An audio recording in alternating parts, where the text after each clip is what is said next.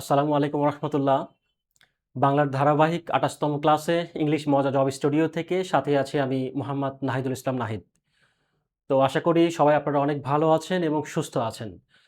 তো আপনারা যারা আজকে আমার নতুন লাইভে যুক্ত হয়েছেন, স্পেশালি যদি বলি যে আজকে ফার্স্ট দিনের মতো, তো আপনাদের কাছে অনুরোধ থাকবে আ আমাদের এই ক্লাসটা চাইলে আপনারা শেয়ার দিতে পারেন এবং মেনশন করে জানিয়ে দিতে পারেন আপনাদের কাছের মানুষদের, প্রিয়জনদের যারা আসলে চাকরি প্রত্যাশী, যাতে করে তারা চাকরির প্রস্তুতিতে আরো এক ধাপ এগিয়ে যেতে পারে এবং আমাদের এই ক্লাসগুলো যে প্রশ্নগুলো রয়েছে, সেই প্রশ্নগুলোর ব্যাখ্যা এবং বিশ্লেষণ সঠিক এবং সুন্দরভাবে তারা আ সলিউশন করতে পারে। ওকে, তো আজকে কিন্তু আমরা ২৮ তম দিনের মতো হাজির হয়েছি। প্রায় দেখতে, দেখতে কিন্তু আমাদের যে ১,০০০ প্রশ্নের জার্নি ছিল, সেটার কিন্তু প্রায় শেষের দিকে বলা যায়। তো আমার আর আজকের পরে আর একটা ক্লাস থাকবে, তাহলেই আশা করি আমাদের যে ১,০০০ যে প্রশ্ন রয়েছে, সবগুলো প্রশ্ন কিন্তু শেষ হয়ে যাবে। তো যাই হোক, আজকে আমাদের ২৮ তম যে আয়োজন ছিল বা আয়োজন আছে, সেটা কিন্তু আমাদের যদি প্রশ্নের সংখ্যার কথা বলি, তো অবশ্যই ৯৪৬ থেকে ৯৮০ তম যে প্রশ্ন, অর্থাৎ এই ৩৫টা প্রশ্নের ব্যাখ্যা এবং বিশ্লেষণ করে কিন্তু আমরা আজকে পড়ার চেষ্টা করব। তো যাই হোক, আমরা কথা না বাড়িয়ে আমাদের যে ফার্স্ট প্রশ্ন রয়েছে সেটা একটু দেখার চেষ্টা করি। তার আগে অনুরোধ থাকবে, যারা আপনারা যারা আমাদের ক্লাস করছেন, চাইলে অবশ্যই খাতা এবং কলম নিয়ে বসতে পারেন। যে ব্যাখ্যাগুলো রয়েছে, অতিরিক্ত যে তথ্যগুলো, সেগুলো চাইলে আপনারা নোট ডাউন করে নিতে পারেন। আর কমেন্টে অবশ্যই জানাবেন, যারা পারেন বা যারা সঠিক অ্যান্সার জানেন তারা অবশ্যই কমেন্টে জানাতে পারেন। তো খেয়াল করি, তো আমরা কথা না বাড়িয়ে ফার্স্ট যে প্রশ্নটা রয়েছে ৯৪৬ নম্বর প্রশ্ন। এখানে বলা হয়েছে কি, যে মুক্তিযুদ্ধ ভিত্তিক উপন্যাস কোনটি? মুক্তিযুদ্ধ ভিত্তিক উপন্যাস নিচের কোনটি, যেটা কিনা সহকারী উপজেলা বা থানার শিক্ষা অফিসার ২০১২ সালে প্রশ্নতে আসছিল। তো এখানে বলা হয়েছে যে মুক্তিযুদ্ধ ভিত্তিক উপন্যাস। এখানে উপন্যাসের কথা বলা হয়েছে। এখানে উপন্যাসের কথা বলা হয়েছে যে মুক্তিযুদ্ধ ভিত্তিক উপন্যাস কোনটি? অপশনে রয়েছে ক শঙ্খনীল কারাগার, খ জলাঙ্গি, খরাদাহ, নাকি আসলে কাঁটাতারে প্রজাপতি। তো এটার সঠিক অ্যান্সার যদি আমরা বলি, তো মুক্তিযুদ্ধ ভিত্তিক উপন্যাসটা আসলে কোনটি? জলাঙ্গি। তো এই মুক্তিযুদ্ধ ভিত্তিক যে জলাঙ্গি উপন্যাসটা রয়েছে, এই জলাঙ্গি উপন্যাসের লেখকের কথা যদি বলা হয়, তাহলে কি হবে? শওকত ওসমান। শওকত ওসমান কিন্তু এই জলাঙ্গি যে উপন্যাসটি রয়েছে, সেই উপন্যাসটির রচনা করেন বা লেখক হিসেবে তিনি এই জলাঙ্গি উপন্যাসটি রচনা করেন। আর শঙ্খনীল কারাগার যেটা রয়েছে, এটাও কিন্তু একটা উপন্যাসের নাম। এই উপন্যাসটি কে লিখেছেন? যদি বলা হয় শঙ্খনীল কারাগার উপন্যাসটি লিখেছেন হচ্ছে হুমায়ুন আহমেদ। হুমায়ুন আহমেদ। তো এই শঙ্খনীল কারাগার যে উপন্যাসটি রয়েছে, এটা লিখেছেন কিন্তু হুমায়ুন আহমেদ। আর এইটা কিন্তু আসলে পারিবারিক এবং সামাজিক আবহ, অর্থাৎ পারিবারিক এবং সামাজিক আবহের যে প্রেক্ষাপট, সেটাকে কেন্দ্র করে কিন্তু এই উপন্যাসটি লেখা হয়েছে। আর খরাদাহ যেটা রয়েছে, সেটা লিখেছেন হচ্ছে কে? আবু বক্কর সিদ্দিক। আবু বক্কর সিদ্দিক এই উপন্যাসটি লিখেছেন হচ্ছে আবু বক্কর সিদ্দিক। খরাদাহ এটাও কিন্তু একটা উপন্যাসের নাম। শঙ্খনীল কারাগার এটাও কিন্তু একটা উপন্যাস। আর কাঁটাতারে প্রজাপতি এটা লিখেছেন কে? এটাও কিন্তু একটা উপন্যাসের নাম। এটা লিখেছেন হচ্ছে সেলিনা হোসেন। কাঁটাতারে প্রজাপতি এই উপন্যাসটি লিখেছেন সেলিনা হোসেন। উপন্যাস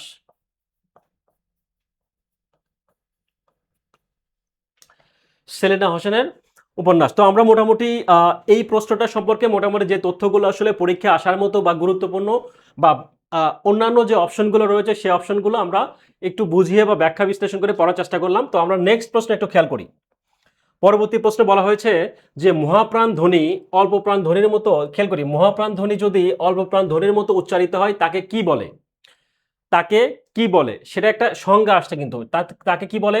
ক্ষীণায়ন। তো আমরা যদি একটু খেয়াল করি,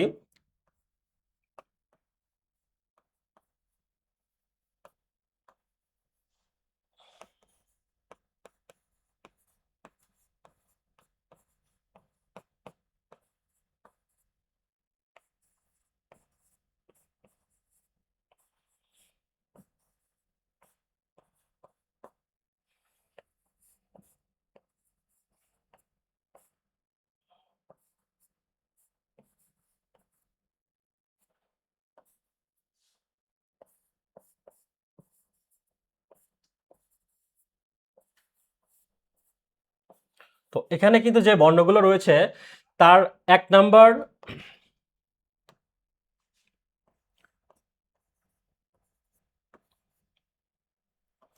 এখানে 5টা যে ঘর রয়েছে, আচ্ছা এই ঘরের কথা যদি বলি তো প্রথম যে ঘরটা রয়েছে সেটা কিন্তু আমরা, আচ্ছা আমি একটা মুছিয়ে দিই।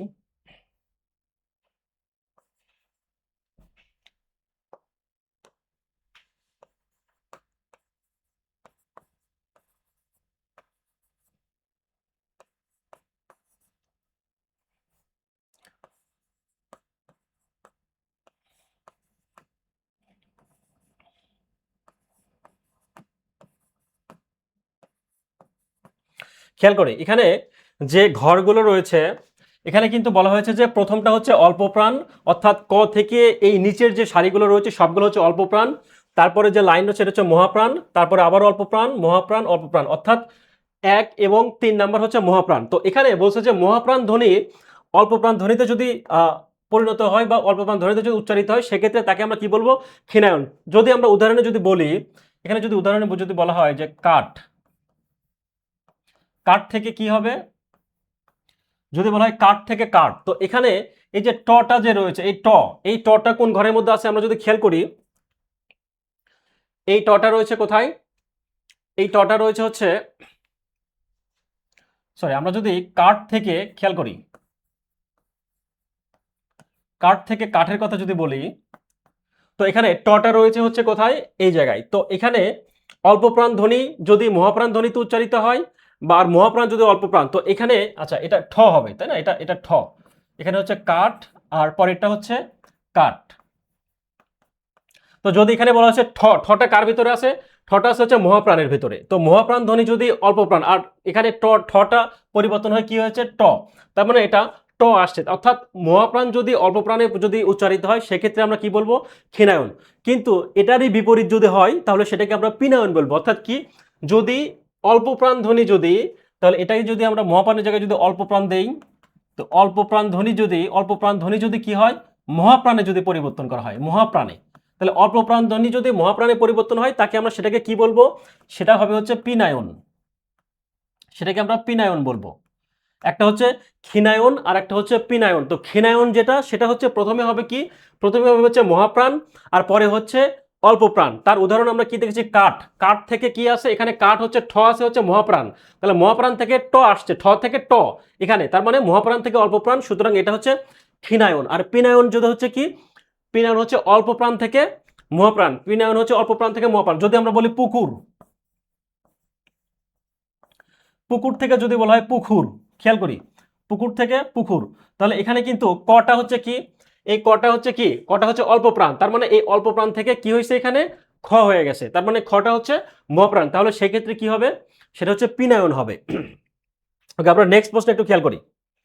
পরবর্তী প্রশ্ন রয়েছে যে কাজী নজরুল ইসলামের কোন উপন্যাসের কেন্দ্রীয় চরিত্র হচ্ছে জাহাঙ্গীর, কাজী নজরুল ইসলামের কোন উপন্যাসের কেন্দ্রীয় চরিত্র হচ্ছে জাহাঙ্গীর।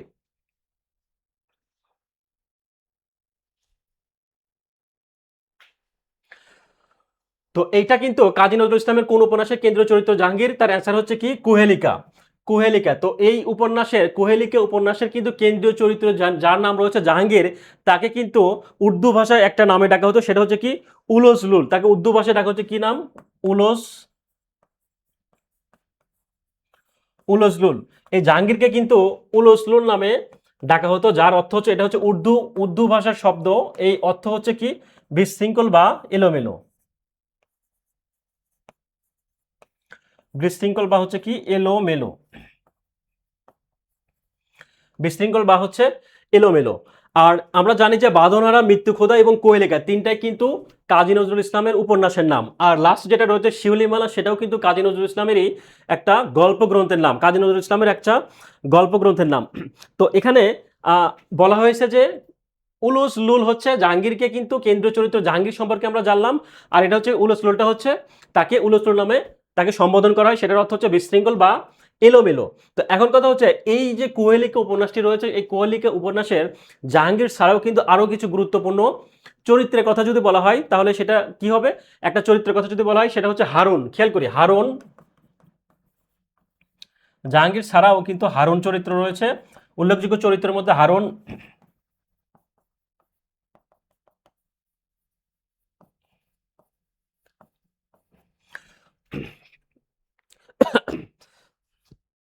উল্লেখযোগ্য চরিত্রের মধ্যে রয়েছে হারুন, চম্পা এবং তহমিনা। হারুন, চম্পা এবং তহমিনা। উল্লেখযোগ্য চরিত্রের মধ্যে রয়েছে কি কি? হারুন, চম্পা এবং তাহমিনা।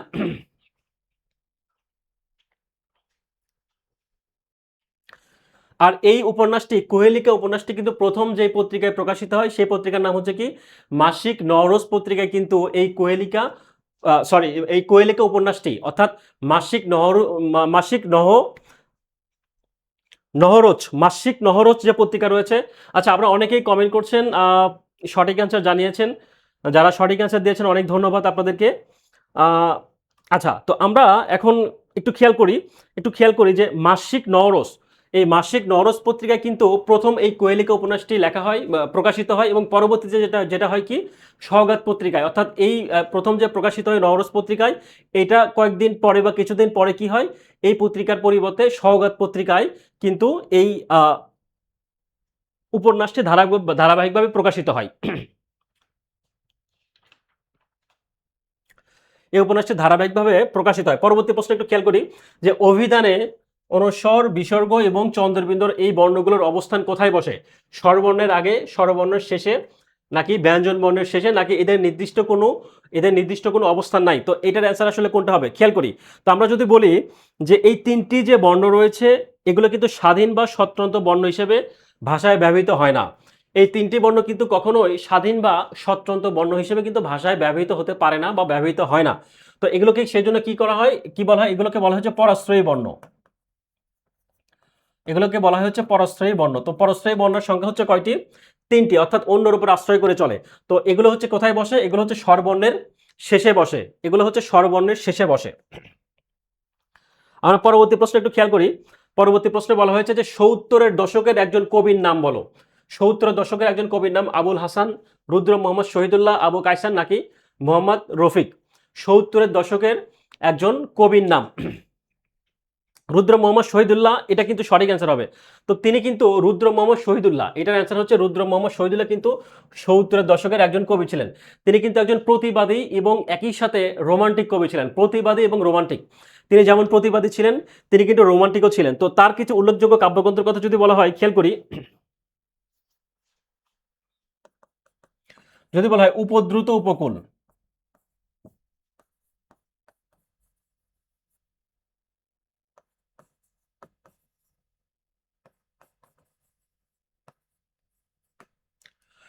উপদ্রুত উপকূল, মানুষের মানচিত্র,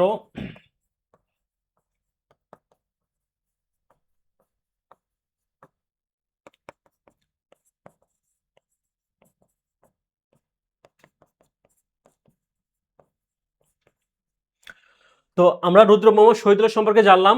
তো তিনি কিন্তু উপদ্রুত উপকূল, মানুষের মানচিত্র, গল্প এবং ছোবল, এই যে এখানে কয়েকটি লেখা রয়েছে, এগুলো হচ্ছে কিসের নাম?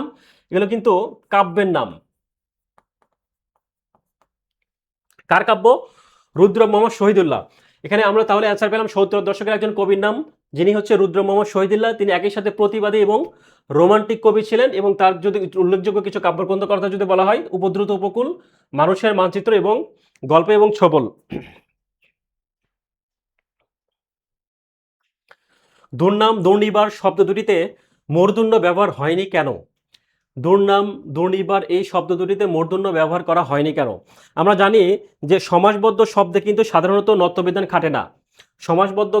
সমাসবদ্ধ শব্দে কিন্তু কি হয়? নত্যবিধান খাটে না। এরা সাধারণত নত্যবিধান খাটে না, এরা সবসময় কি হয়? দন্তন্য হয়। তাহলে এটা কি হচ্ছে অ্যান্সার? দুর্নাম এবং দুর্নিবার এই ক্ষেত্রে শব্দ দুটির মূর্ধন্য ব্যবহার করা হয়নি কেন? এটা হচ্ছে সমাসবদ্ধ পদ বলে। সমাসবদ্ধ শব্দের ক্ষেত্রে বা সমাসবদ্ধ পদের ক্ষেত্রে কি হয়? সাধারণত নত্যবিধান খাটে না, এরূপ ক্ষেত্রে সবসময় দন্তন্য হয়। যদি বলা হয় দুর্নাম, দুর্নিবার বা সর্বনাম, পরনিন্দা, এগুলো সবগুলো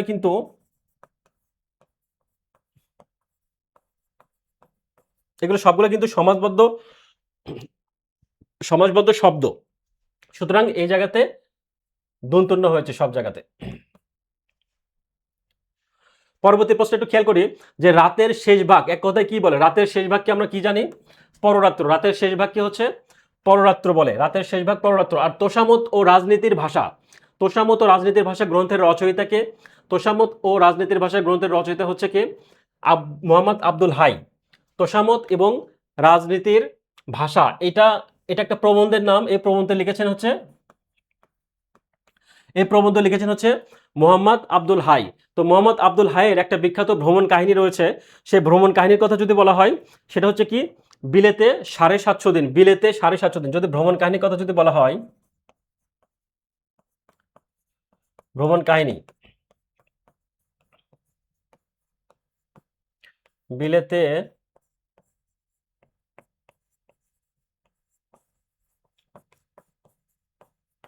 এটা হচ্ছে মূলত ভ্রমণ কাহিনীর নাম। তো এই ভ্রমণ কাহিনী লিখেছেন হচ্ছে মোহাম্মদ আব্দুল হাই। পরবর্তী প্রশ্ন একটু খেয়াল করি।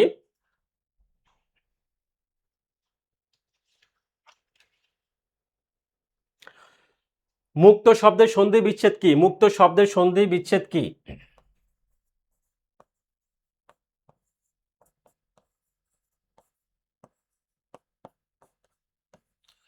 আমরা কিন্তু সবাই জানি যে মুক্ত শব্দের সন্ধি বিচ্ছেদ হচ্ছে, তাহলে অ্যান্সার হচ্ছে কি, খ নাম্বার মুস যোগ ত।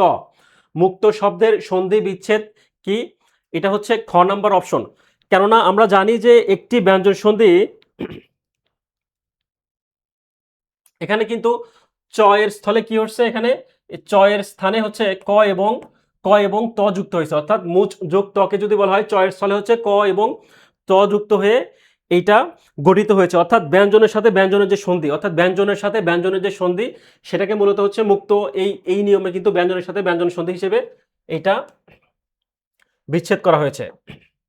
পরবর্তী প্রশ্ন খেয়াল করি যে রবীন্দ্রনাথ ঠাকুর কত সালে ঢাকা বিশ্ববিদ্যালয়ে বক্তৃতা দেন? রবীন্দ্রনাথ ঠাকুর ঢাকা বিশ্ববিদ্যালয়ে বক্তৃতা দেন কত সালের কথা বলা হয়েছে? 21, 1926, 32 এবং 1936। তো তার আগে বলি যে রবীন্দ্রনাথ ঠাকুর কিন্তু প্রথমে যদি বলা হয় যে তিনি বাংলাদেশে টোটালে কতবার এসেছিলেন, তাহলে সেটার অ্যান্সার হচ্ছে কি হবে? 2বার। রবীন্দ্রনাথ ঠাকুর টোটালে 2বার বাংলাদেশে এসেছিলেন। তো তার মধ্যে প্রথমবার যদি বলা হয়, প্রথমবার তিনি এসেছিলেন কত সালে? প্রথমবার এসেছিলেন হচ্ছে 1898 সালে। প্রথমবার এসেছিলেন হচ্ছে 1898 সালে এবং দ্বিতীয়বার এসেছিলেন হচ্ছে 1926 সালে। 1926 সালে প্রথমবার এসেছিলেন রবীন্দ্রনাথ ঠাকুর। 1898 সালে প্রথম এসেছিলেন এবং দ্বিতীয়বার এসেছিলেন 1926 সালে। প্রথমবার আসার কারণ হচ্ছে বঙ্গীয় প্রাদেশিক সম্মেলন ছিল, সেই বঙ্গীয় প্রাদেশিক সম্মেলনে যোগদান করার জন্য কিন্তু তিনি এই 1898 সালে প্রথম তিনি বাংলাদেশে আসেন। আর পরবর্তীতে যখন আসেন তখন কিন্তু এখানে কি বলছে, ঢাকা বিশ্ববিদ্যালয়ে বক্তৃতা করেন কত সালে? তো ঢাকা বিশ্ববিদ্যালয় প্রতিষ্ঠাতা হয় আমরা জানি যে 1921 সালে। তো সেই প্রতিষ্ঠাকালীনের 5 বছর পরে অর্থাৎ 1926 সালে কিন্তু দ্বিতীয়বারের মতো রবীন্দ্রনাথ ঠাকুর বাংলাদেশে আসেন এবং এটা ঢাকা বিশ্ববিদ্যালয়ের আমন্ত্রণে কিন্তু দেশে আসেন। এবং এইটাতে আসার পরে তিনি বক্তৃতা প্রদান করেন টোটালে হচ্ছে যে 2 দিন বা 2বার। একটা হচ্ছে 10ই ফেব্রুয়ারি 1926 সালের 10ই ফেব্রুয়ারি এবং 13ই ফেব্রুয়ারি। তো প্রথমে যদি বলা হয় তার বক্তৃতার বিষয়বস্তুর কথা যদি বলা হয় 10ই ফেব্রুয়ারি, দ্য মিনিং অফ আর্ট এবং দ্য রোল অফ জায়ান্ট। 13 তারিখে যে বক্তৃতা দেয় সেটা হচ্ছে দ্য রোল অফ জায়ান্ট, তার বক্তৃতার বিষয়বস্তু ছিল। এবং 10 তারিখে যে বক্তৃতা দেওয়া হয় সেই বক্তৃতার বিষয়বস্তু ছিল হচ্ছে কি, the meaning of art. The meaning of art. তাহলে আমরা এটার অ্যান্সার কি জানলাম? 1926 সালে কিন্তু ঢাকা বিশ্ববিদ্যালয়ে বক্তৃতা প্রদান করেন 2বার। হ্যাঁ, 10 তারিখ এবং 13 তারিখ, 10ই ফেব্রুয়ারি এবং 13ই ফেব্রুয়ারি। 10 এবং 13ই ফেব্রুয়ারি টোটালে 2বার তিনি বক্তৃতা প্রদান করেন। পরবর্তী প্রশ্ন একটু খেয়াল করব।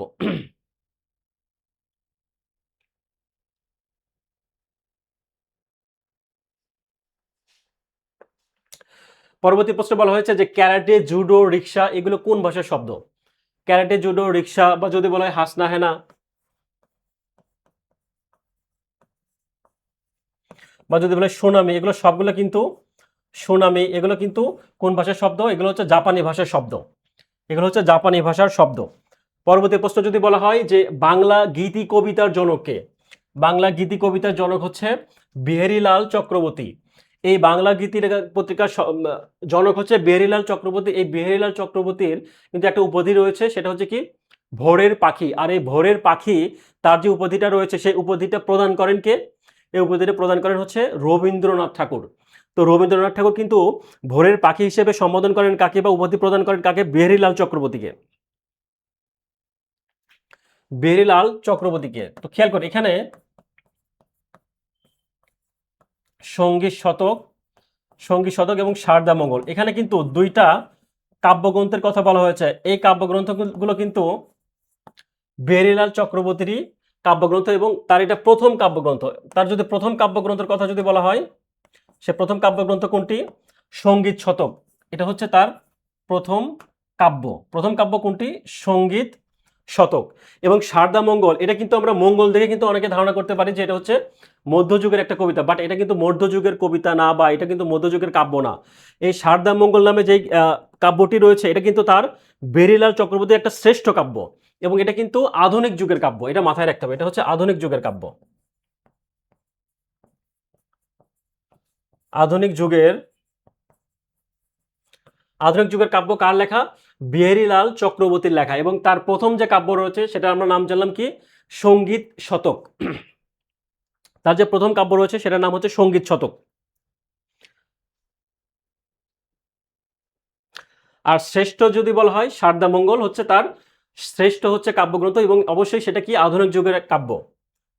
পরবর্তী প্রশ্ন খেয়াল করি যে নিত্য পুরুষবাচক শব্দ নয় কোনটি? এখানে বলা হয়েছে নিত্য পুরুষবাচক শব্দ নয়। আমরা জানি যে বিচারপতি নিত্য পরিবাচক শব্দ, কবিরাজ নিত্য পরিবাচক শব্দ, জমিদার নিত্য পরিবাচক শব্দ না, রাষ্ট্রপতিও নিত্য পরিবাচক। তার মানে অ্যান্সার হচ্ছে জমিদার। তো জমিদারকে যদি স্ত্রীবাচক শব্দ করা হয় তাহলে সেক্ষেত্রে কি হবে? এটা শুধু একটা নি যুক্ত হবে, জমিদার নেই। জমিদারকে যদি স্ত্রীবাচক করা হয় তাহলে সেটা হচ্ছে কি হবে? জমিদার নেই। পরবর্তী প্রশ্ন একটু খেয়াল করি। পরবর্তী প্রশ্নে বলা হয়েছে যে গাছ পাথর বাগধারাটির অর্থ কি? ভূমিকা করা, হিসাব নিকাশ করা, অসম্ভব বস্তু বা বাড়াবাড়ি করা। গাছ পাথর, গাছ পাথর এই বাগধারার অর্থ হচ্ছে কি? হিসাব নিকাশ করা।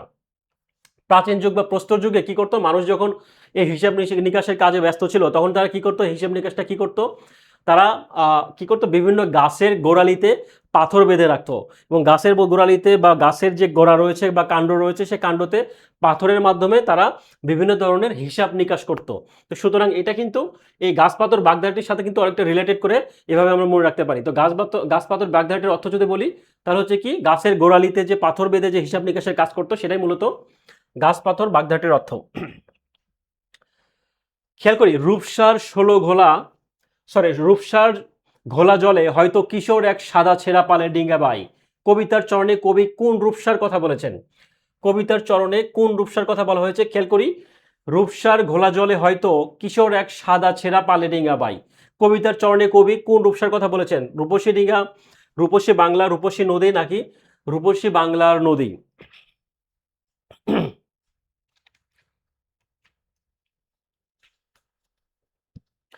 এটা কিন্তু কোন কবি কোন রূপসার কথা বলেছেন? এটা হচ্ছে রূপসা নদীর কথা বলা হয়েছে। এখানে হচ্ছে রূপসা নদীর কথা বলা হয়েছে।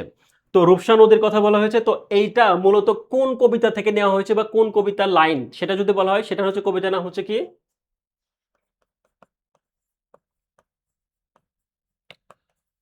আবার আসিব ফিরে। আবার আসিব ফিরে কবিতার আমরা জানি কিন্তু আবার আসিব ফিরে ধানসিঁড়ি নদীর তীরে। তো এটা কিন্তু একটা বিখ্যাত একটা কবিতা। কার কবিতা এটা? আবার আসিব ফিরে। এই কবিতার চরণ লিখেছেন হচ্ছে জীবনানন্দ দাশ। জীবনানন্দ দাশ লিখেছেন কিন্তু এই কবিতা। তো এই কবিতার যদি বলা হয় কোন কাব্য থেকে নেওয়া হয়েছে, সেই কাব্যর নামটা কিন্তু আবার রূপসী বাংলা কাব্য থেকে নেওয়া হয়েছে।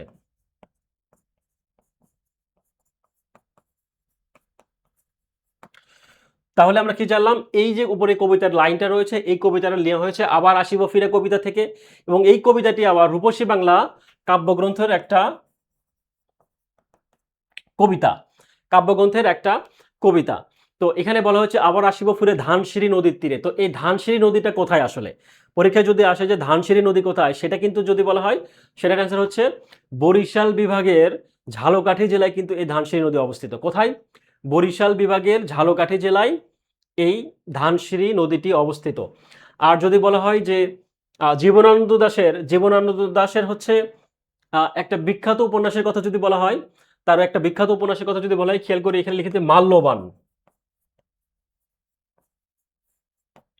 এটা কিন্তু তার একটা উপন্যাসের নাম।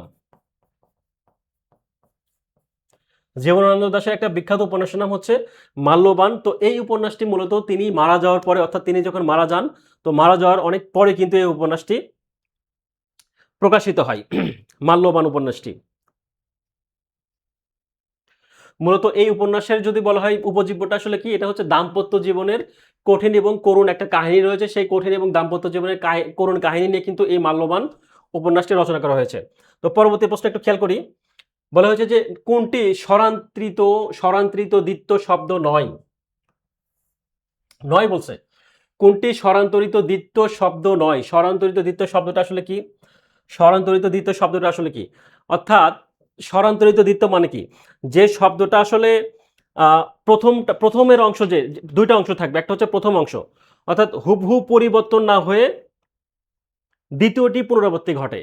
হুবহু যদি পরিবর্তন না হয়ে দ্বিতীয়টি পরিবর্তন হচ্ছে, তার মানে যদি আমরা খেয়াল করি, যদি বলা হয়, আচ্ছা যদি বলা হয় চুপচাপ, এখানে প্রথম অংশটা চুপ রয়েছে না, দ্বিতীয় অংশটা কি চুপ নাই, এখানে চুপের পরিবর্তে কি আসছে, চুপের পরিবর্তে চাপ চলে আসছে, অর্থাৎ চুপচাপ। বা যদি বলা হয় চোটপাট, বা এখানে যদি বলা হয় লুটপাট, এখানে লুট কিন্তু দুইবার নাই, লুট নাই, লুটপাট রয়েছে, চোটপাট, অর্থাৎ চোট পর একই জিনিস পরপর দুইবার নাই, একই জিনিস পরপর যদি দুইবার থাকে সেটা কিন্তু আবার অন্যটা হয়ে যাবে। তো এখানে বলছে কি, যদি একই জিনিস দুইবার না থাকে সেটা হচ্ছে কি হবে, সেটা হচ্ছে স্বরান্তরিত দ্বিত্ব শব্দ। স্বরান্তরিত দ্বিত্ব শব্দ চেনার সহজ উপায় এক কথায়, এখানে যেরকম এখানে অপশন, এখানে বলছে কি স্বরান্তরিত দ্বিত্ব শব্দ নয় কোনটি, তাহলে অ্যান্সার হচ্ছে ফটফট। এখানে কিন্তু দুইটা কিন্তু ফটফট রয়েছে, ফট এবং ফট পরপর কিন্তু দুইটা রয়েছে। এটা আবার কি, এটা কিন্তু একটা অনুকার শব্দ, ফটফট হচ্ছে অনুকার শব্দ। তো অনুকার শব্দ যেহেতু, তাহলে অনুকার শব্দ বাদ দিয়ে যেগুলো রয়েছে চোট পাট লুটপাট, একই জিনিস দুইবার নাই, সেক্ষেত্রে একই জিনিস যদি দুইবার না থাকে সেটা হচ্ছে কি মূলত স্বরান্তরিত দ্বিত্ব শব্দ। এটা হচ্ছে স্বরান্তরিত দ্বিত্ব শব্দ। আর এখানে প্রশ্নে বলেছে স্বরান্তরিত দ্বিত্ব শব্দ নয় কোনটি, তাহলে অ্যান্সার হচ্ছে ফটফট। এটা হচ্ছে অনুকার শব্দ, অনুকার শব্দ।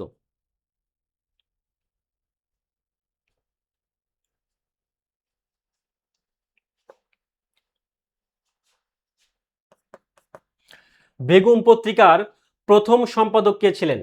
বেগম পত্রিকার প্রথম সম্পাদক কে ছিলেন? মালাধর বসু, রামরাম বসু, সুফিয়া কামাল, নাকি বেগম রোকেয়া?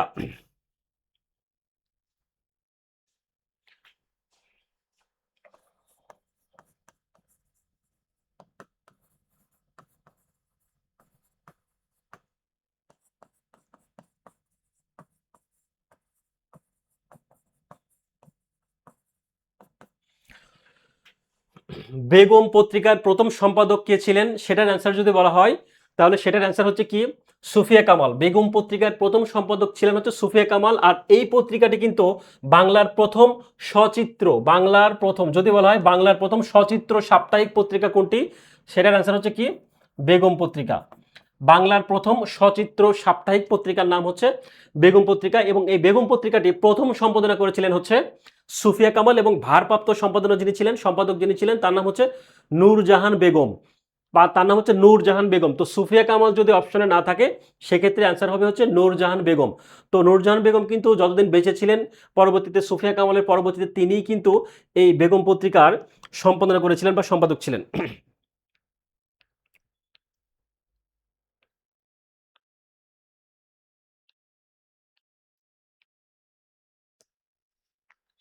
আর এই বেগম পত্রিকাটি কিন্তু যদি প্রকাশিত হয় কত সালে, যদি বলে প্রকাশনা বা প্রকাশিত হয় কত সালে, সেটা হচ্ছে যে 1947 সালে কিন্তু বেগম পত্রিকাটি প্রকাশিত হয়। কোথা থেকে? কলকাতা থেকে। 1947 সালে কলকাতার আজাদ প্রেস থেকে কিন্তু এই বেগম পত্রিকাটি প্রকাশিত হয়েছিল।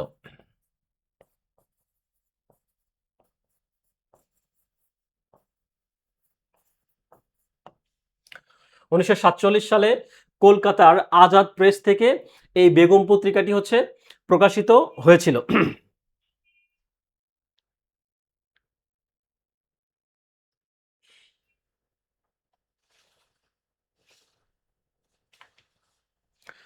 পরবর্তী প্রশ্ন একটু খেয়াল করি। পরবর্তী প্রশ্নে বলা হয়েছে যে শুদ্ধ বানানের গুচ্ছ কোনটি? এখানে বানান শুদ্ধের কথা বলেছে, 45তম বিসিএস প্রশ্ন আসছে। এখানে যে বানানগুলো রয়েছে এই বানানগুলো কিন্তু ম্যাক্সিমাম সময় কিন্তু বিভিন্ন চাকরির পরীক্ষাগুলোতে আলাদা আলাদা অপশনে কিন্তু এগুলো চলে আসছে, যদিও এখানে সবগুলো খেয়াল করি এখানে সবগুলো শব্দই কিন্তু কোনো না কোনো চাকরির পরীক্ষাতে চলে আসছে। ঠিক আছে? তো এখানে বলছে কি শুদ্ধ বানানের গুচ্ছ করে, এখানে শুদ্ধ বানানের কথা বলছে। তাহলে প্রথমে যদি দেখি খেয়াল করি, এখানে শিরোচ্ছেদ বানানটা শুদ্ধ রয়েছে, এখানে শিরোচ্ছেদ বানানটা ভুল, তারপর এখানে শিরোচ্ছেদ বানানটাও ভুল, এখানে চয় ছ তার মানে এটাও ভুল। তার মানে আমরা প্রথম অংশটা কিন্তু আমরা পেয়ে গেছি। যদি আমরা কিন্তু একটা অপশন বা একটা শব্দ টেস্ট করে কিন্তু আমরা সঠিক অ্যান্সারটা জেনে গিয়েছি। কারণ যেহেতু শুদ্ধ চাইছে তার মানে এখানে শিরোচ্ছেদ বানান ভুল, তার মানে এগুলো যদি আমরা নাও দেখি তাহলে কিন্তু আমরা এটা সঠিক অ্যান্সার হয়ে যাবে। তারপরেও খেয়াল করি এখানে দারিদ্রতা বানান কিন্তু ঠিক আছে। দারিদ্র বানান যদি আমরা এভাবে লিখি সেটাও কিন্তু ঠিক হবে। দারিদ্র বানান দারিদ্রতা বা দারিদ্র, এই দুটাই কিন্তু সঠিক। সমীচীন বানানটা ঠিক রয়েছে, কিন্তু পরবর্তীতে সমীচীন বানান ভুল, সমীচীন ভুল, এটা আবার ঠিক। ঠিক একই রকম দারিদ্রটা ঠিক, এখানে দরিদ্রতা এটাও ঠিক, দরিদ্রতা এটাও কিন্তু ঠিক, বাট প্রথমটা হচ্ছে ভুল রয়েছে। তার মানে সঠিক অ্যান্সার হচ্ছে আমরা কি পেলাম, শিরোচ্ছেদ হচ্ছে সঠিক অ্যান্সার, শিরোচ্ছেদ সঠিক অ্যান্সার। পরবর্তী প্রশ্ন একটু খেয়াল করি। আমার জীবনী কার লেখা? বাংলাদেশ পর্যটন কর্পোরেশনের হিসাবরক্ষক কর্মকর্তা। আমার জীবনী এটা কে লিখেছেন বা এটা কার লেখা? আত্মজীবনী, এটা কিন্তু একটা আত্মজীবনী নিলাম। আমার জীবনী হচ্ছে একটা আত্মজীবনীমূলক গ্রন্থ বা আত্মজীবনী।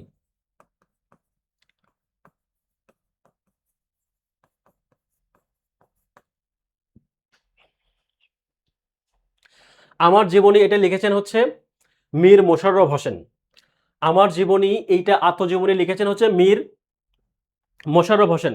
তো এই গ্রন্থটি কিন্তু এই গ্রন্থটি হচ্ছে মোট ১২টা খণ্ডে বিভক্ত। এই গ্রন্থটি হচ্ছে মোট ১২টা খণ্ডে বিভক্ত এবং ১৮ বছরের যে সময়টা লেখকের যে মীর মোশাররফ হোসেনের যে ১৮ বছরের যে জীবন কাহিনী, সেটা কিন্তু মূলত এই ১৮ বছরের জীবনী তুলে ধরা হয়েছে মূলত তার এই আত্মজীবনীমূলক গ্রন্থে। তার কিন্তু আরো একটা আত্মজীবনী রয়েছে, সেটার নাম হচ্ছে কি আমার জীবনের জীবনী বা হচ্ছে কুলসুম জীবনী। তার আরো একটি আত্মজীবনীমূলক গ্রন্থের নাম হচ্ছে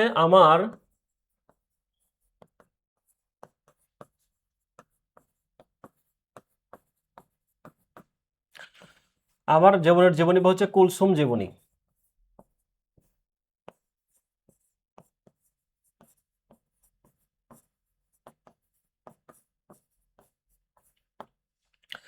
আমার জীবনের জীবনী বা কুলসুম জীবনী হচ্ছে কিন্তু মীর মোশাররফ হোসেনের আত্মজীবনীমূলক গ্রন্থ।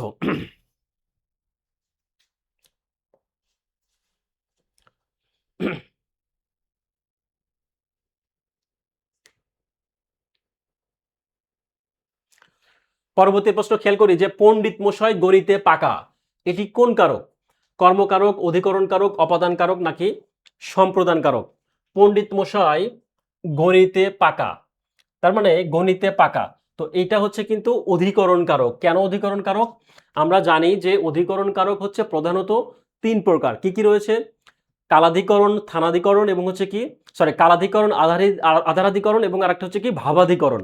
তো ভাবাধিকরণের মধ্যে যেটা রয়েছে সেটা মূলত হচ্ছে আবার ৩ ভাগে ভাগ করা যায়। তার মধ্যে কি রয়েছে? ঐকদেশিক, অভিব্যাপক এবং বৈষয়িক। মানে কোনো বিষয় সম্পর্কে বা কোনো বিষয় সম্পর্কে বা কোনো কিছু বিষয় সম্পর্কে হচ্ছে দক্ষতা বোঝায় সেক্ষেত্রে। তো এখানে বলছে যে পণ্ডিত মশাই গণিতে পাকা। তার মানে যদি আমরা আধারাধিকরণকে হচ্ছে ৩টা ভাগে ভাগ করি, তো ৩টা ভাগের মধ্যে কি রয়েছে? ঐকদেশিক, অভিব্যাপক এবং বৈষয়িক। বৈষয়িক মানে কি? কোনো বিষয়ে। তো এটা কিন্তু একটা বৈষয়িক আধারাধিকরণ। এটা যদি বলা স্পেসিফিক ভাবে যদি বলা হয় তাহলে কি হবে? পণ্ডিত মশাই গণিতে পাকা, এটা হচ্ছে বৈষয়িক আধারাধিকরণ, অধিকরণের একটা প্রকারের মধ্যে পড়ে এটা, বৈষয়িক আধারাধিকরণ। তাহলে অ্যান্সার আমরা কি পেলাম? যেহেতু বৈষয়িক নেই সেক্ষেত্রে আমরা এটা অ্যান্সার হবে অধিকরণ কারকে। কুশীলব শব্দের অর্থ কি? কুশীলব শব্দের অর্থ হচ্ছে অভিনেতা। কুশীলব শব্দের অর্থ হচ্ছে কি? অভিনেতা।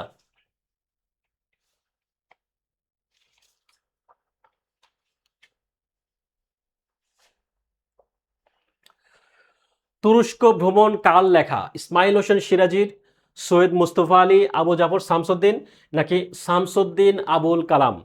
তুরস্ক ভ্রমণ এটা কার লেখা? এটা কিন্তু খুবই গুরুত্বপূর্ণ একটা প্রশ্ন। ৪৭তম বিসিএসে আসছে।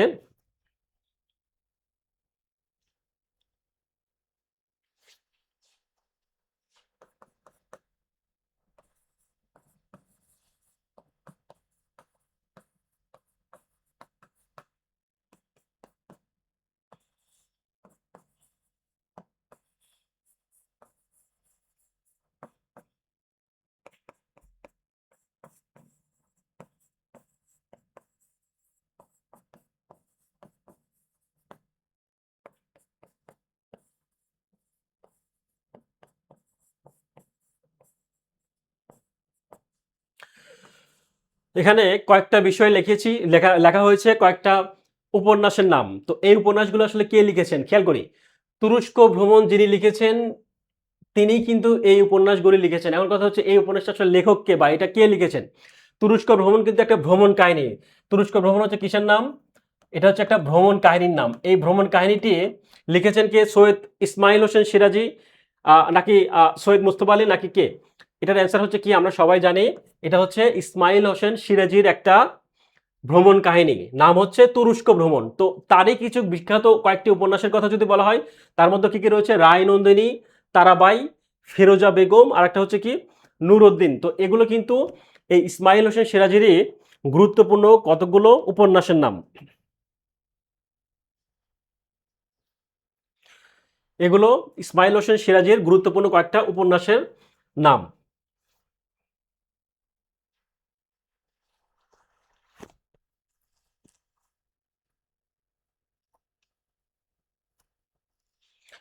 এখানে বলা হয়েছে যে পরিবার থেকেই শিক্ষার শুরু। এখানে থেকে শব্দের সাথে যুক্ত রস্বই এর ব্যাকরণিক পরিচয় কি? খুবই একটা কমন এবং নতুন একটা প্রশ্ন, খুবই একটা ইউনিক একটা কোশ্চেন। এটা কিন্তু এর আগে কোনো পরীক্ষায় নর্মালি এই প্রশ্নটা বা এই টাইপের প্রশ্ন কিন্তু দেখা যায়নি। খুবই একটা ইউনিক প্রশ্ন এবং এইটা ৪৯তম বিসিএস এর একটা কোশ্চেন ছিল। এটা কি কি বলছে এখানে? পরিবার থেকেই শিক্ষার শুরু। তো এখানে থেকে শব্দের সাথে এখানে থেকে শব্দের সাথে যে রস্বই রয়েছে এই রস্বই এর ব্যাকরণিক পরিচয় কি? উপসর্গ, প্রত্যয়, ধাতু নাকি হচ্ছে বলক? তো এইটা আসলে কি অ্যান্সার হবে? তো আমরা যদি বলি যে এইটার অ্যান্সার কি হবে আসলে? যেসব অতিরিক্ত শব্দাংশ পদের সাথে যুক্ত হয়, যেসব অতিরিক্ত শব্দাংশ কি হয়? পদের সাথে যুক্ত হয় এবং এই পদের সাথে যুক্ত হয়ে কি হয়? নতুন তথ্য প্রদান করে বা কি করে? বক্তব্য জোরালো করে বা অর্থের মাত্রার ভিন্নতা নিয়ে আসে। হয় বক্তব্য জোরালো করবে না হলে কি করবে? অর্থের যে মাত্রা রয়েছে সেই অর্থের মাত্রার ভিন্নতা নিয়ে আসবে। সেটাই হচ্ছে মূলত হচ্ছে কি বলে? এটাকে বলা হয়েছে বলক বলে। এটাকে বলা হচ্ছে বলক। তো আমরা যদি একটু খেয়াল করি, আচ্ছা অনেকেই কমেন্ট করেছেন সঠিক অ্যান্সার দিয়েছেন। ওকে। তো আমরা যদি প্রথমে একটু খেয়াল করি, যদি বলা হয় হচ্ছে আ অতিরিক্ত শব্দাংশের সাথে এখানে কিন্তু অতিরিক্ত থেকে একটা শব্দ, এই থেকে শব্দের সাথে রস্বই কিন্তু একটা অতিরিক্ত শব্দ, অতিরিক্ত কিন্তু বর্ণ। তো এই অতিরিক্ত যে বর্ণ রস্বই রয়েছে সেটারে কিন্তু ব্যাকরণিকভাবে এটার নাম বলা হয় হচ্ছে বলক। তো এই যে অতিরিক্ত বলক রয়েছে বা বলক যুক্ত হয়েছে রস্বই, তো এই বলক যুক্ত হওয়ার মাধ্যমে কি হয়েছে? এই বলক যুক্ত হওয়ার মাধ্যমে কি করে? বক্তব্য জোরালো করে বা অর্থের মাত্রার ভিন্নতা নিয়ে আসে। সেটাকেই মূলত আমরা বলক বলবো বা বলক হিসেবে চিহ্নিত করব। পরবর্তী প্রশ্ন একটু খেয়াল করি যে বনফুলের রচনা কোনটি? বনফুলের রচনা কোনটি? ৪৯তম বিসিএসে ছিল ভুবন সম, অগ্নিস্নাতা, তারপর কি হচ্ছে ভারতবর্ষ নাকি অদ্ভুত বাঙালি? তো বনফুলের রচনা কোনটি আসলে? বনফুল রচনা কোনটি? তো বনফুল আসলে কি? এটা কি কোনো ফুলের নাম না আসলে কিসের নাম? হ্যাঁ, এটা কিন্তু আসলে কোনো ফুলের নাম না। বনফুলের হচ্ছে যে এটা একটা সাহিত্যিক নাম। তো আমরা জানি যে বনফুলের আসল নাম যদি বলা হয় তাহলে কি বলাই চাঁদ মুখোপাধ্যায়। একটু লিখে দেই বলাই চাঁদ মুখোপাধ্যায়।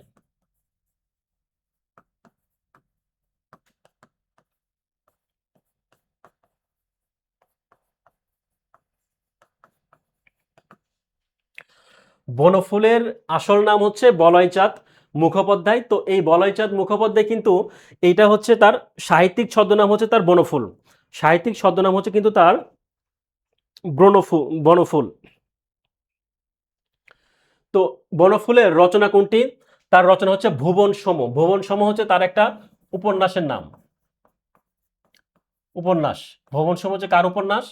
ভুবন সোম হচ্ছে বলয়চাঁদ মুখোপাধ্যায়ের একটা উপন্যাসের নাম। তো এই উপন্যাসের নাম অনুসারে কিন্তু ১৯৬৯ সালে একটা চলচ্চিত্র নির্মাণ করা হয়। ১৯৬৯ সালে খেয়াল করি ১৯৬৯ সালে একটা চলচ্চিত্র নির্মাণ করা হয়। সেই চলচ্চিত্রের নামটাও কিন্তু কি ছিল? এই উপন্যাসের নাম অনুসারে। কি নাম সেটা? ভুবন ভুবন সোম।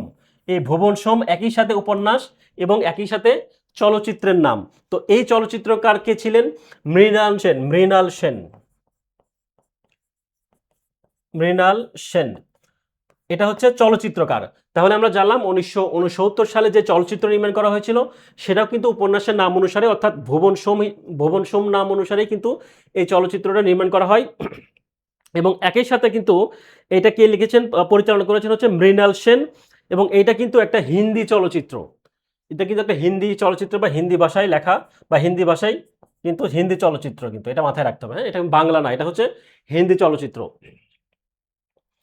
তো পরবর্তী প্রশ্ন একটু খেয়াল করি যে কোন শব্দটি প্রত্যয় যোগে গঠিত। হ্যাঁ, কোন শব্দটি আসলে প্রত্যয় যোগে গঠিত? ডাক্তারখানা, হাসপাতাল, আকাশছোঁয়া, নাকি গুণমান? তো এটা আসলে অ্যান্সার কোনটা হবে? কোন শব্দটি প্রত্যয় যোগে গঠিত? অ্যান্সার হচ্ছে যে ডাক্তারখানা। যদি বলা হয় ডাক্তারখানা বা চিড়িয়াখানা,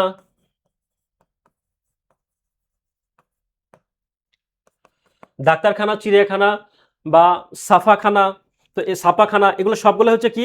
এগুলো সবগুলো হচ্ছে আহ, প্রত্যয় যোগে গঠিত শব্দ।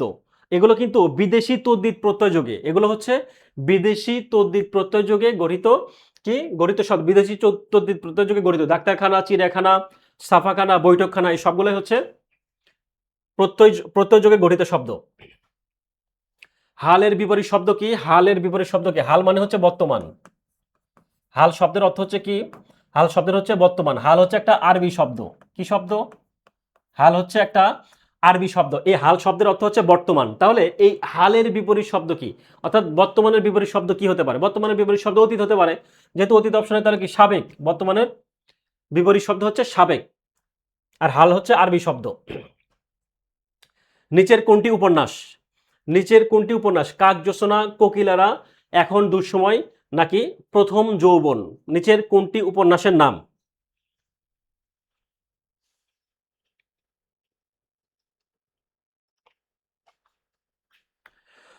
নিচের কোনটি উপন্যাস? এটার অ্যান্সার হচ্ছে কি? কাকজোছনা। নিচের কোনটি উপন্যাস? এটা লিখেছেন হচ্ছে কে?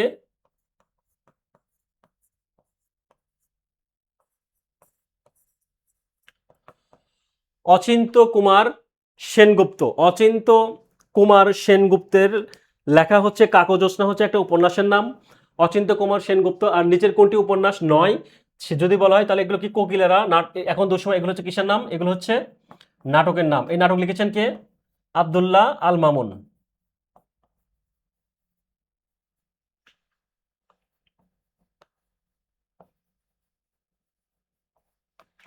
আব্দুল্লাহ আল মামুনের কোকিলারা এবং এখন দুঃসময় এগুলো হচ্ছে নাটকের নাম, লিখেছেন হচ্ছে আব্দুল্লাহ আল মামুন। আর অচিন্ত্য কুমার সেনগুপ্ত লিখেছেন হচ্ছে কি?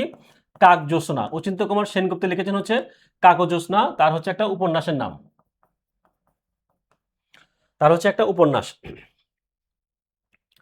আর প্রথম যৌবনটা হচ্ছে কি? এটা হচ্ছে একটা গল্প গ্রন্থ। প্রথম যৌবন হচ্ছে গল্প গ্রন্থ। আচ্ছা, পরবর্তী প্রশ্ন একটু খেয়াল করি। বাংলা উপসর্গ নয় কোনটি? এখানে বাংলা উপসর্গ নয় কোনটি বলেছে। তো বাংলা উপসর্গ কোনটি সেগুলো জানলেই আমরা নয় কোনটি জানতে পারছি। তো অঘা বাংলা উপসর্গ, প্রোটা আসলে বাংলা উপসর্গ নয়, তার মানে সঠিক অ্যান্সার হচ্ছে এটা। অজ, ইতি এগুলো সবগুলো হচ্ছে কি? বাংলা উপসর্গ। আর বাংলা উপসর্গ নয় কোনটি যদি বলা হয়? প্রপরা এগুলো কি উপসর্গ?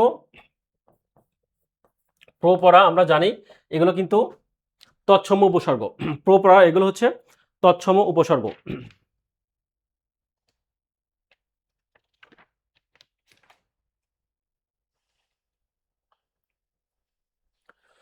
পরবর্তী প্রশ্ন একটু খেয়াল করি। লুই ভনয় গুরু পুছিও যান, এখানে ভনয় শব্দের অর্থ কি? এটা কিন্তু 47তম বিসিএস এর একটা প্রশ্ন ছিল, যে এখানে একটা লাইন দেওয়া রয়েছে, এই লাইনের একটা শব্দ ভনয়, এই ভনয় শব্দের অর্থ কি? এখানে ভনয় শব্দের অর্থ কি? তো প্রথমে যদি বলা হয় বাক্যের অর্থটা কি আসলে?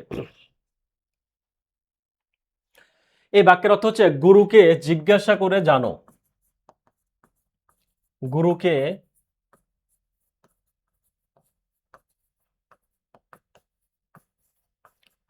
জিজ্ঞাসা করে জানো। তো এখন কথা হচ্ছে যে এই লুই মানে কি? লুই হচ্ছে যে চর্যাপদের যে রচয়িতা রয়েছে, অর্থাৎ চর্যাপদের যিনি আদি রচয়িতা তাকে আমরা জানি হচ্ছে কে? সেটা লুইপা। তো এই শব্দটি মূলত কে বলেছেন?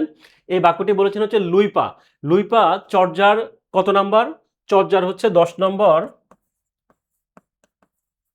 চর্যাপদের চর্যাপদের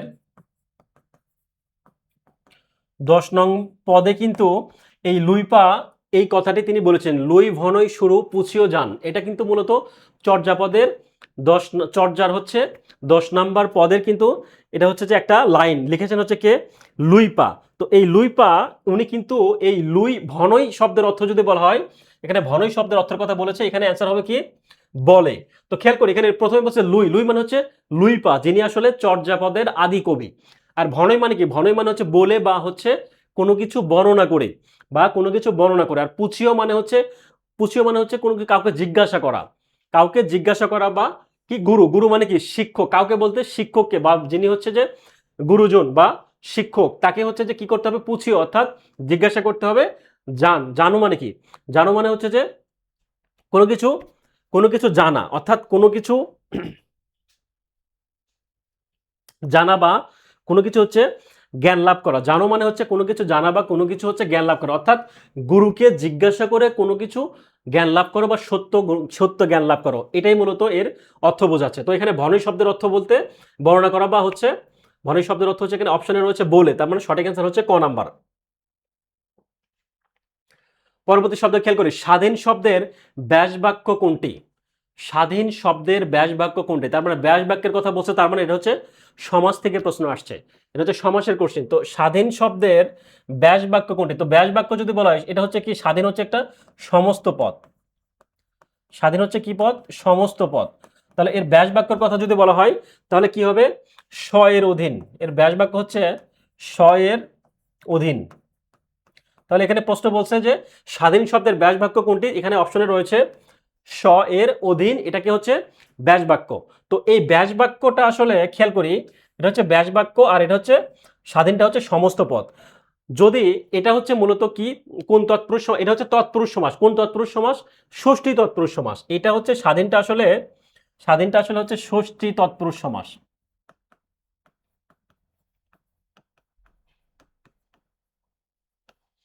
স্বাধীনটা হচ্ছে ষষ্ঠী তৎপুরুষ সমাস, স এর অধীন। ষষ্ঠী তৎপুরুষ সমাস আমরা চিনব কিভাবে? ষষ্ঠী তৎপুরুষ সমাসের ব্যাস বাক্যে কিন্তু ষষ্ঠী বিভক্তি থাকবে, ষষ্ঠী বিভক্তি। তাহলে আমরা জানলাম ষষ্ঠী তৎপুরুষ সমাসের ব্যাস বাক্য কোনটি? স এর অধীন। এখানে একটা কি রয়েছে, একটা এর রয়েছে। এর মানে কি? এর হচ্ছে এর, এটা হচ্ছে ষষ্ঠী বিভক্তি বা ষষ্ঠ বিভক্তি। তাহলে ষষ্ঠী বিভক্তি যদি হয় তার মানে এটা সেক্ষেত্রে কি হবে, যে ব্যাস বাক্য থাকবে, ব্যাস বাক্য কিন্তু সমস্ত পদটা আসলে লোপ পাবে, ষষ্ঠী বিভক্তি হবে। অর্থাৎ তৎপুরুষ ষষ্ঠী তৎপুরুষ সমাসের ক্ষেত্রে ব্যাস বাক্য কিন্তু কি হবে, ব্যাস বাক্য হচ্ছে ষষ্ঠী বিভক্তি হবে এবং সমস্ত পদটা হচ্ছে লোপ পাবে। তার মানে এখানে এর হচ্ছে ষষ্ঠী বিভক্তি, তাহলে এই বিভক্তিটা লোপ পেয়ে কি হয়েছে, স্বাধীন হয়েছে। স এর অধীন মানে স্বাধীন, অর্থাৎ এটা সমস্ত পদ। তার মানে এটা উদাহরণ হচ্ছে ষষ্ঠী তৎপুরুষ সমাসের একটা উদাহরণ। আচ্ছা, পরবর্তী প্রশ্নটা খেয়াল করি যে কোন নাটকটি প্রিন্সিপাল ইব্রাহিম খাঁ রচিত নাটক? প্রিন্সিপাল ইব্রাহিম খাঁ রচিত নাটকের নাম কি? এখানে অপশনে কি কি রয়েছে? অপশনে রয়েছে শাহজাহান, কাফেলা, নীল দর্পণ নাকি রক্তাক্ত প্রান্তর। তো আমরা খেয়াল করে দেখব যে রক্তাক্ত প্রান্তর কিন্তু আমরা জানি যে রক্তাক্ত প্রান্তর লিখেছেন হচ্ছে মনির চৌধুরীর একটা নাটকের নাম। একই রকমভাবে নীল দর্পণ যদি বলি, এটাও আমরা জানি দীনবন্ধু মিত্রের একটা নাটক, বিখ্যাত নাটক নীল দর্পণ। আর কাফেলার যদি বলি, আর শাহজাহান যদি বলি, শাহজাহান কিন্তু ডিএল রায় বা হচ্ছে কি দ্বিজেন্দ্রলাল রায়ের কিন্তু, শাহজাহান কিন্তু একটা কিসের নাম, দ্বিজেন্দ্রলাল রায়ের কিন্তু একটা নাটকের নাম। এটাও কিন্তু দ্বিজেন্দ্রলাল রায়ের হচ্ছে নাটকের নাম। বাট প্রশ্নে আসছে যে প্রিন্সিপাল ইব্রাহিম খান নাটক হচ্ছে কোনটি? তাহলে আমরা পেলাম কাফেলা হচ্ছে প্রিন্সিপাল ইব্রাহিম খান রচিত হচ্ছে একটা নাটক। মজার ব্যাপার হচ্ছে এই কাফেলা নামে আরো একটি কিন্তু, এই কাফেলা নামে একটা কাব্যগ্রন্থ রয়েছে। এই কাফেলা হচ্ছে একটা কাব্যগ্রন্থের নাম রয়েছে কাফেলা নামে। এই কাফেলা কাব্যটি কে লিখেছেন যদি বলা হয় কাব্যগ্রন্থ, সেটা লিখেছেন হচ্ছে কে? ফররুখ আহমেদ। ফররুখ আহমেদ। এই কাফেলা কাব্যগ্রন্থ লিখেছেন হচ্ছে ফররুখ আহমেদ। এখন এখানে খেয়াল করি, এখানে দুইটা তথ্য রয়েছে। একটা হচ্ছে যে কাফেলা নাটকের নাম, যদি কাফেলা নাটকের কথা যদি বলা হয় তাহলে লিখেছেন হচ্ছে প্রিন্সিপাল ইব্রাহিম খাঁ। আর কাফেলা কাব্যগ্রন্থের কথা যদি বলা হয় বা কাব্যের কথা যদি বলা হয় সেটা লিখেছেন হচ্ছে কে? ফররুখ আহমেদ। এখন এই কাফেলা শব্দের মধ্যে কিন্তু অ্যান্সারটা রয়েছে। খেয়াল করি এখানে কাফেলা বানানোর ক্ষেত্রে ফেলা, কতে হচ্ছে কি কাব্য, আর ফতে হচ্ছে ফররুখ আহমেদ। তার মানে আমরা কিন্তু এইভাবে মনে রাখতে পারি চাইলে যে ফতে হচ্ছে ফরুক আহমেদ, কতে হচ্ছে কাফেলা, কতে হচ্ছে কাব্য। তো ফরুক আহমেদের কাব্যর নাম হচ্ছে কি? কাফেলা। আর যদি বলে ইব্রাহিম খান রচিত নাটকের নাম কি, সেক্ষেত্রে কি অ্যান্সার হবে? সেক্ষেত্রে নাম অ্যান্সার হবে হচ্ছে কাফেলা, খ নম্বর অপশন। অর্থাৎ কাফেলা একই সাথে নাটক এবং একই সাথে হচ্ছে কিসের নাম? কাব্যের নাম। তো ইব্রাহিম খাঁর যদি প্রিন্সিপাল ইব্রাহিম খাঁর যদি আরো কয়েকটি নাটকের কথা যদি বলা হয়, তাহলে আনোয়ার পাশা এবং আনোয়ার পাশার একটা হচ্ছে কি রয়েছে, এইটাও কিন্তু তার গুরুত্বপূর্ণ একটা নাটকের নাম। আনোয়ার কাফেলা ছাড়াও কিন্তু ইব্রাহিম খাঁর আনোয়ার পাশা হচ্ছে একটা গুরুত্বপূর্ণ নাটকের নাম, বা হচ্ছে কামাল পাশা। আনোয়ার পাশা এবং কামাল পাশা দুটাই কিন্তু ইব্রাহিম খাঁর রচিত গুরুত্ব। আচ্ছা, আমি লিখে দেই।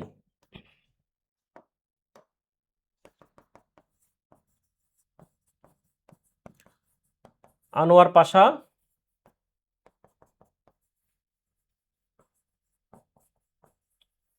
কামাল পাশা, এই দুইটা হচ্ছে কিসের নাম? নাটক। কার নাটক এই দুইটা? ইব্রাহিম, প্রিন্সিপাল ইব্রাহিম খান রচিত নাটকের নাম।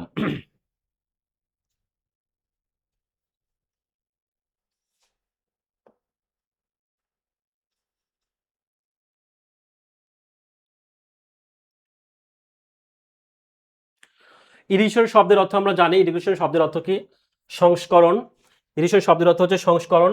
আর নিচের কোনটির বহুবচনের বহুবচন নির্দেশক শব্দ নয়? নিচের কোনটি বহুবচন নির্দেশক শব্দ নয়? খেয়াল করি, এখানে অপশন হচ্ছে গ্রাম, কুল, সভা নাকি আসলে মঙ্গল। প্রথমে যদি গ্রামের কথা যদি বলা হয়, যে অপ্রাণীবাচক শব্দের বহুবচনে, অপ্রাণীবাচক শব্দের বহুবচনে কি ব্যবহৃত হয়? গ্রাম ব্যবহৃত হয়। অপ্রাণীবাচক শব্দের বহুবচনে কিন্তু গ্রাম ব্যবহৃত হয়। যেরকম যদি বলে গুণগ্রাম, যদি বলা হয়েছে গুণগ্রাম।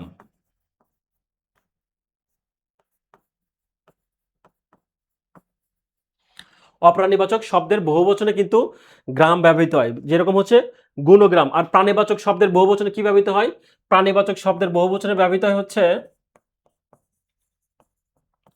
কুল শব্দের, যেরকম মানবকুল, জীবকুল বা প্রাণীকুল, এগুলো সবগুলো হচ্ছে কিন্তু প্রাণীবাচক শব্দের ক্ষেত্রে ব্যবহৃত হয়।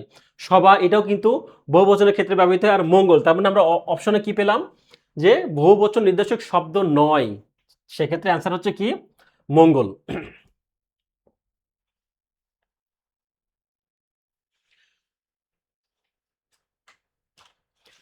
সেরাতার নাটকটির রচয়িতা কে? সেরাতার, এটা হচ্ছে একটা কিসের নাম? নাটকের নাম। এই নাটকটি লিখেছেন কে?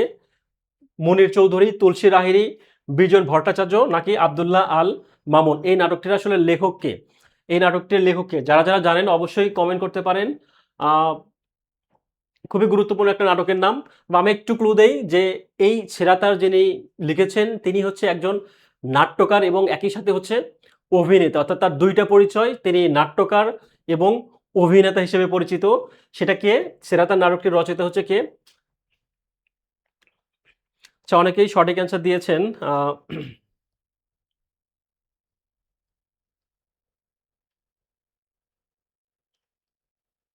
আচ্ছা, সেরাতার নাটকটির রচয়িতা হচ্ছে তুলসী লাহিড়ী।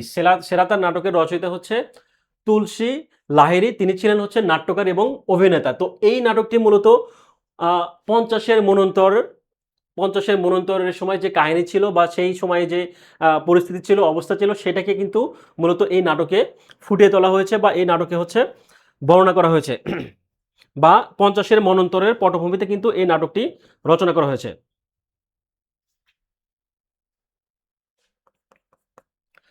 তার অন্যান্য নাটকের কথা যদি বলা হয়, পথিক,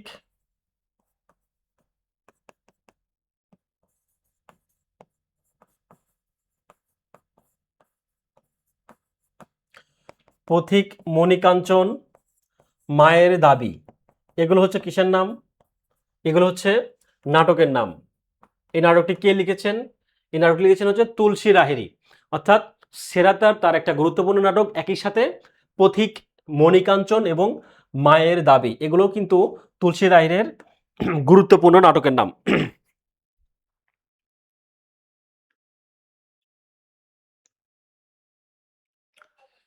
গুরুচণ্ডালী দোষে বাক্য কি হারায়? গুরুচণ্ডালী দোষে বাক্য কি হারায়? তো গুরুচণ্ডালী বলতে আসলে কি বুঝি? গুরুচণ্ডালী বলতে আমরা বুঝি যে গুরুচণ্ডালী দোষ হচ্ছে সাধু এবং চলিত ভাষার যে সংমিশ্রণ, সাধু এবং চলিত ভাষার সংমিশ্রণ ঘটলে তাকে আমরা কি বলি? তাকে আমরা গুরুচণ্ডালী দোষ বলতে পারি। তো গুরুচণ্ডালী দোষের ক্ষেত্রে বাক্য কি হারায়? বাক্য হচ্ছে যোগ্যতা হারায়। গুরুচণ্ডালী দোষের ক্ষেত্রে বাক্য যোগ্যতা হারায়। অর্থাৎ সাধু এবং চলিত ভাষার সংমিশ্রণের মাধ্যমে গুরুচণ্ডালী দোষ হয় এবং এই গুরুচণ্ডালী দোষে বাক্যে হচ্ছে যোগ্যতা হারায়। তো আজকে এই পর্যন্তই। আমাদের যে ২৮ তম ক্লাসের যে প্রশ্নগুলো ছিল মোটামুটি হচ্ছে লাস্ট ৯৮০ নাম্বার পর্যন্ত প্রশ্ন আমরা ব্যাখ্যা এবং বিশ্লেষণ করে পড়ার চেষ্টা করেছি। তো আশা করি আপনাদের ভালো লেগেছে। আ পরবর্তী ক্লাস ইনশাআল্লাহ আমার আবার দেখা হবে রবিবারে, আপনারা নিশ্চয়ই জানেন। তো রবিবার পর্যন্ত ভালো থাকবেন, সুস্থ থাকবেন ইনশাআল্লাহ। এর মধ্যে আগামীকাল অবশ্যই আমাদের রুটিন অনুযায়ী ক্লাসগুলো রয়েছে। শনিবারে কাল তো ছুটি। শনিবারে আমাদের পরবর্তী যে রুটিন অনুপাতে আপনারা নিশ্চয়ই জানেন আমাদের পেজে দেয়া রয়েছে। সেই হিসেবে আমাদের ক্লাসগুলো কিন্তু ধারাবাহিকভাবে চলতে থাকবে। তো যাই হোক আজকে এই পর্যন্ত থাকবেন। সবাই ভালো থাকবেন, সুস্থ থাকবেন। আসসালামু আলাইকুম।